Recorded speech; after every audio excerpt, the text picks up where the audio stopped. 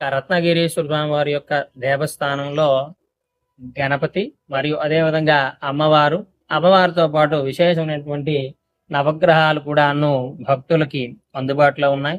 So విశేషమైనటువంటి పర్వదినాలు అనగా శని త్రయోదశి, అదే విధంగా నార్మల్ గా ఉండేటువంటి శనివారాల్లో కూడాను ఇక్కడ విశేషమైన అభిషేకాలు జరుగుతాయి. ఇక్కడ ఇంకో ప్రత్యేకత ఏమిటంటే మానసిక ప్రశాంతతని ఎవరైతే కోరుకుంటున్నారో వారందరూ కూడాను ఒకసారి స్వామివారి దర్శనం చేసుకుని అదేవిధంగా అభిషేకం చేసి ఆ యొక్క తీర్థం స్వీకరిస్తే వెంటనే మీకు వెంటనే కొన్ని రోజుల్లోనే మీకు కొన్ని రిజల్ట్ అనేవి త్వరగా కనిపిస్తుంది. అదేవిధంగా ఇక్కడ క్షేత్రపాలకుడైనటువంటి కాలభైరవ స్వామి వారు కూడా ఇక్కడ ఉన్నారు.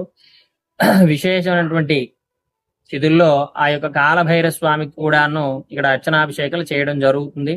నెక్స్ట్ వస్తున్నటువంటిది ఈ రోజు సోమవారం, ఈ యొక్క శనివారం నాడే విశేషమైనటువంటి శని త్రయోదశి వస్తుంది. ఆ యొక్క శని త్రయోదశి రోజు కూడాను విశేషంగా భక్తులు ఎవరైతే ఇబ్బంది పడుతున్నారో వారి స్వహస్తాలతో ఇక్కడ డైరెక్ట్ గా నవగ్రహాలకు అర్చనాభిషేకాలు చేసుకునేటువంటి అవకాశం ఉంది. అదే విధంగా ఇక్కడ స్వామివారి మూల విరాట్ గురించి తీసుకుంటే రత్నగిరీశ్వరుడు, ఎమరాల్డ్ అదనగా మరకత శివలింగం. ఈ స్వామికి ఎవరైతే అర్చనాభిషేకాలు చేస్తారో వారికి వెంటనే నివృత్తి జరిగి, సమస్యల్లో ఎవరైతే బాధపడుతారో వారందరూ కూడా వెంటనే నివృత్తి జరిగి విశేషమైనటువంటి ఫలితాలు వెంటనే కలగాయని భక్తులు ఎంతో మంది వాళ్ళకి ఇన్ఫార్మ్ చేయడం జరిగింది.